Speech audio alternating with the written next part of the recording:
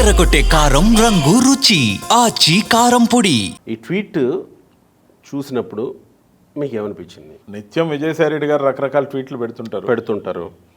ఇది తెలుగులో పెట్టిన ట్వీట్ అంటే తెలుగు రాష్ట్రాలకు సంబంధించిన ట్వీట్. ఇక్కడే ఉంది తేడా. ఎందుకంటే విజయసాయిరెడ్డి గారు ఎవరు చేయని వేరే ట్వీట్లు ఏమో విధంగా ఉంటాయంటే ఇంగ్లీష్తో పాటు హిందీ ట్వీట్లు పెట్టడం కూడా గత 1-2 సంవత్సరాల నుంచి స్టార్ట్ చేశారు.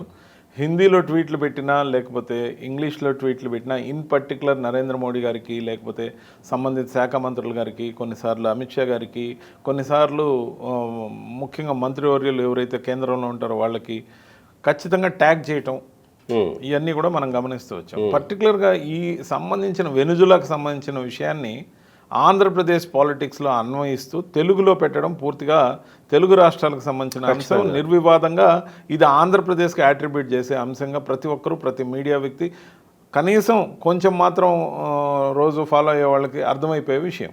దట్టు ఈడీ విచారణకు వెళ్ళబోతున్న సమయ సందర్భం కూడా అంటారు. ఈ సమయ సందర్భంలో ముఖ్యంగా 22వ తేదీన విజయసాయిరెడ్డి గారిని, 23వ తేదీన మిథున్ రెడ్డి గారిని విచారణకి ఈడీ పిలవటం. మరి ఈడీ ఇన్ని రోజుల నుంచి గతంలో ఏదైతే డబ్బు పట్టుబడిందో 11 కోట్లు ఇక్కడ హైదరాబాద్లో డంప్ అని చెప్పి మనం చూసాం. 11 కోట్ల నోట్లు వెంకటేష్ నాయుడు ద్వారా ఏదో పట్టుబడిందని అప్పుడే ఈడీ ఎంటర్ అయిపోయింది. దానికి ముందు కూడా ప్రిలిమినరీగా కొంత ఎంక్వైరీ సిట్ని అడిగి ఈడీ తీసుకోవడం మనందరికీ తెలుసు. కానీ ఈ మధ్య న్యూస్లో కానీ లేకపోతే విచారణ పురోగతిలో కానీ లిక్కర్ కేసుకు సంబంధించిన వార్తలు కూడా రావడం తగ్గాయి. దాంతోపాటు దాని గురించి చర్చ కూడా తగ్గింది. సో ముఖ్యంగా ఏం జరుగుతుంది, ఏమైనా వదిలేశారా, లేకపోతే అసలు ఇంకా కేసు పురోగతి ఉండదా, ఎవరి పాటి వాళ్ళు మిగతా వాళ్ళు కూడా రిలీజ్ అయిపోతారా అని అందరూ అనుకుంటున్న తరుణంలో సడన్గా ఈడీ విజయసాయిరెడ్డి గారిని, ఎందుకంటే విజయసాయిరెడ్డి గారిని పిలవడంలో ఒక ప్రామాణికత ఏంటంటే ఆయన ద్వారానే ఈ కేసుకు సంబంధించిన అనేక అంశాలు వెలుగులోకి రావడం, రాజకేశ్వర పేరు బయటకు రావడం, అలాగే మిథున్ రెడ్డి గారు కూడా ఆ రోజు సమావేశానికి వచ్చారు. ఆ రోజున నేను ఇన్ని కోట్ల రూపాయలు అప్పు కూడా ఇప్పించా, దాంట్లో కొంత ఇచ్చారు, కొంత ఇవ్వలేదు, ఇవన్నీ ఎప్పుడైతే కోట్లాది రూపాయల ట్రాన్సాక్షన్ అనే దాని మీద ఈడీ ఎంటర్ అయ్యే అవకాశం ఖచ్చితంగా ఉంటుంది.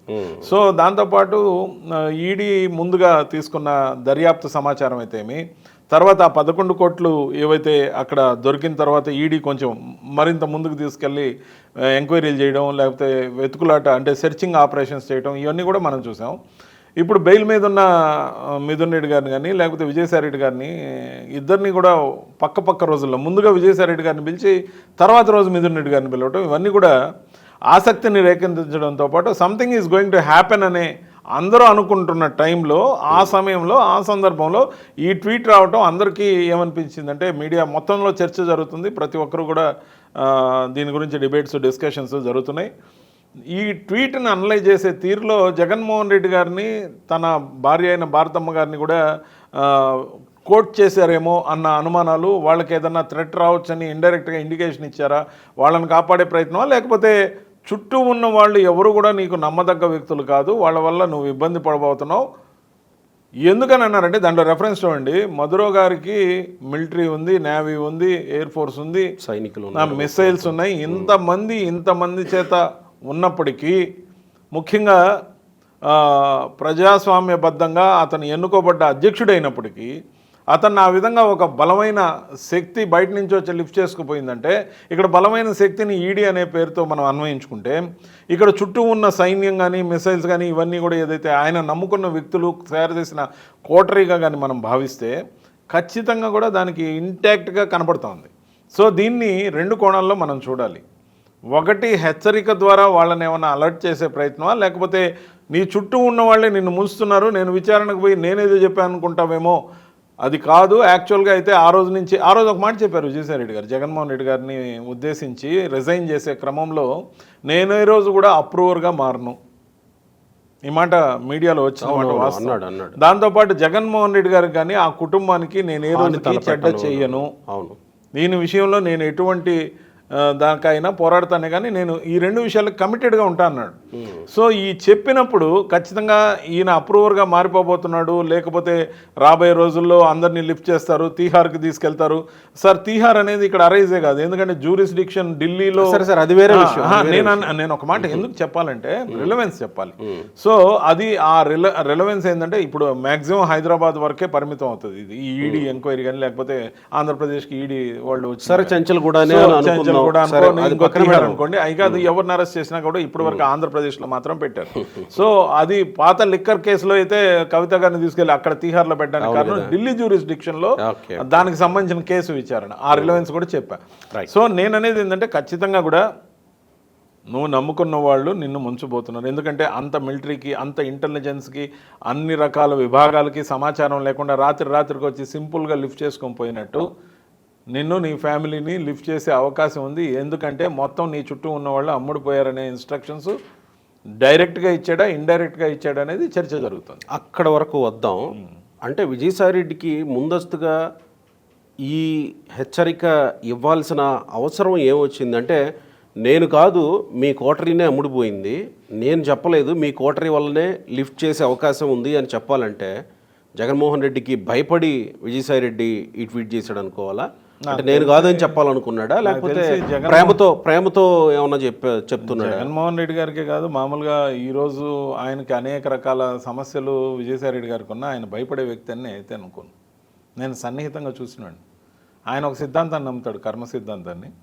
ఎప్పటికైనా పర్మనెంట్ కాదు కదా, భయపడి 1000 ఏళ్ళు బతుకుతాం అనే సిద్ధాంతంలో ఆయన ఉంటాడు.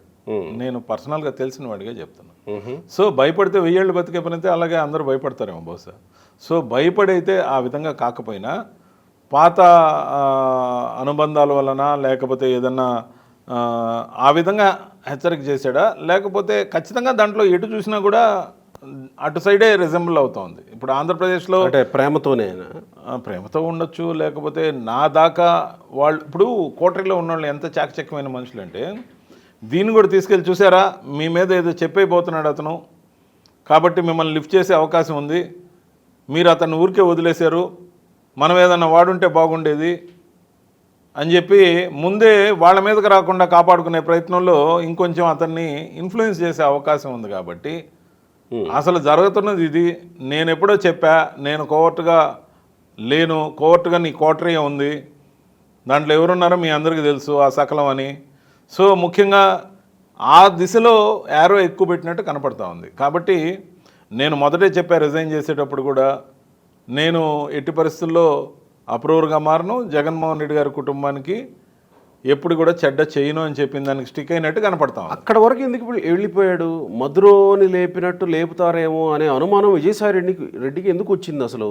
అంటే ఇప్పుడు ఒక చార్టెడ్ అకౌంటెంట్గా ఈ లెక్క డొక్కకు సంబంధించితో పాటు 100,000 కోట్ల రూపాయల స్కామ్ ఏదైతే ఉందో, మనీకి సంబంధించి ట్రయల్స్ ఏ విధంగా జరుగుతాయి, మనీకి సంబంధించి వన్స్ ఈడీ ఎంటర్ అయ్యి ఈడీ చర్యలు తీసుకోవాలనుకుంటే, ఈడీ ఎవరినైనా అరెస్ట్ చేయాలనుకోండి sir, ED doesn't show any evidences to satisfy the ఎవరైతే ముద్దాయి ఉంటాడో వాళ్ళని సాటిస్ఫై చేసి కోర్టుని సాటిస్ఫై చేయాల్సిన అవసరం ఈడీకి ఉండదు. వాళ్ళకి నమ్మకంగా ఇతను తప్పు చేశాడని తెలిసి ఓకే మనం ఇతన్ని లిఫ్ట్ చేయాలి, ఖచ్చితంగా అరెస్ట్ చేయాలనుకుంటే దే కెన్ అరెస్ట్.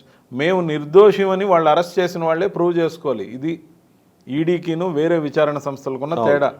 సిట్ అనుకోండి, కోర్టులో ప్రూవ్ చేయాలి that he is guilty, he committed this corrupted charges అన్ని ప్రూవ్ చేయాలి. అదే ఈడీ లిఫ్ట్ చేసింది అనుకోండి, నేను గిల్టీ కాదని ప్రూవ్ చేసుకోవాల్సిన బాధ్యత ఎవరికి ఉంటుంది? ఎవరైతే అరెస్ట్ అవుతారో వాళ్ళకే ఉంటుంది, అక్యూజ్డ్కి ఉంటుంది. So any point of time ఇచ్చిన సాక్ష్యాధారాలు లేదా సేకరించిన సాక్ష్యాధారాలకి if they satisfy themselves, ED itself వాళ్ళు కానీ సాటిస్ఫై అయితే లిఫ్ట్ చేయొచ్చు. సో కాబట్టి ఆ లిఫ్ట్ చేసే అవకాశం ఎందుకు వచ్చింది అంటే, ఇప్పుడు మనీ పరంగా, ఫెరా పరంగా, ఈ ఫారిన్ రెగ్యులేషన్ యాక్ట్స్ కానీ, లేకపోతే మనీ లాండరింగ్ జరిగింది, దుబాయ్లో డంప్ పెట్టారు, ఇవన్నీ కూడా మనం విన్నాం కదా. సో ఈడీ పరిధిలో ఆర్థిక నేరాలకి ఎవరినైనా లిఫ్ట్ చేయొచ్చు. సో ఖచ్చితంగా 50 లక్షల పైన ఉంటేనే లిఫ్ట్ చేయొచ్చు, 50 కోట్లు కూడా అవసరంలా. సో ఇన్ని రకాలుగా చూడడం, కారుల్లో క్యాష్ దొరకడం, తర్వాత 7-8 కోట్లలో చెవిరెడ్డి గారికి ఏదో ఎలక్షన్ ఖర్చు పెట్టారని, దాని తర్వాత మిగిలిన డబ్బులు సజ్జల గారికి ఇచ్చారని తెచ్చి ఇవన్నీ కూడా మనం విన్నాం మీడియా కథనాలు. చేసింది సిట్ కదా, మరి కోటరీని అంటాడేంటి విజయసాయి రెడ్డి? సిట్ ఏం చేసినా సిట్కు సంబంధించిన సమాచారంతో పాటు ఎవరైతే నమ్మకున్న వాళ్ళు ఉన్నారో వెన్నుపోటు పొడుస్తున్నారు, నిన్ను ఇరికిస్తున్నారు, దీనికి ఒక రిలవెన్స్ తీసుకుందాం. దీనికి ఒక రిలవెన్స్ తీసుకుందాం. పదే లిక్కర్ కేసు గురించి రోజు భయపెడతారేంది మీరు? రోజు ఏం చేయగలుగుతారు మహా అయితే? అది ప్రోగ్రెస్లో పెద్దగా నడవడం లేదు. నడిస్తే మ్యాక్సిమం ఏం చేస్తారు మీరు? జగన్మోహన్ రెడ్డి గారిని అరెస్ట్ చేస్తారు.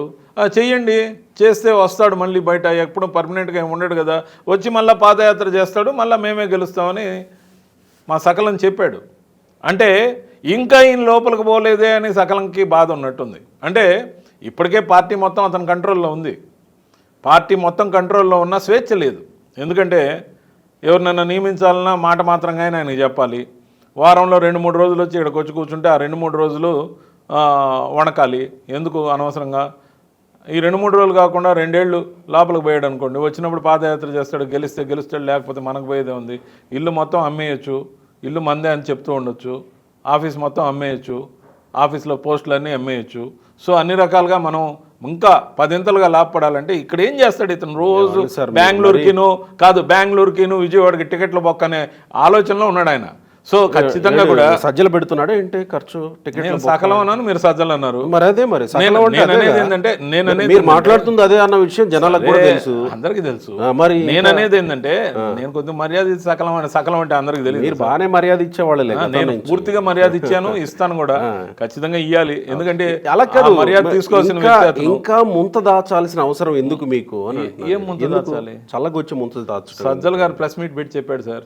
మరి ఇంకెందుకు పేరు చెప్పడానికి ఎందుకు భయపడుతున్నారా, లేకపోతే ఇంకేమన్నా? భయం అనేది మా బ్లడ్ లో లేదు. మరి ఇంకెందుకు చెప్పొచ్చు కదా. భయపడే వాళ్ళు అయితే ప్రేక్షకులకి చూస్తున్న వాళ్ళకి క్లారిటీ రెడ్డి గారైనా రవిచంద్ర రెడ్డి అయినా ఎవరు భయపడే వాళ్ళు? ప్రజలకు క్లారిటీ ఉన్నప్పుడు కూడా చెప్తున్నా, నా సిద్ధాంతం కూడా అదే. భయపడి 1000 ఏళ్ళు బతకరు. నేను ముఖ్యంగా మళ్ళీ ఇంటర్వ్యూలో కూడా చెప్పా, ఏ బాడీ అయినా ఎవరి బాడీ అయినా అందరూ రెంటకున్న ఆత్మలే. రైట్. వద్దనుకున్న రోజు దేవుడు వద్దు రా అన్నప్పుడు వెళ్ళిపోతారు. రైట్. ఎవరైనా సరే బాడీకి టైం అయిపోతే పోవాల్సిందే. రైట్. కాబట్టి పెద్ద విషయమేం కాదు అది. సో దాని గురించి భయపడాల్సిన అవసరం ఏముంది?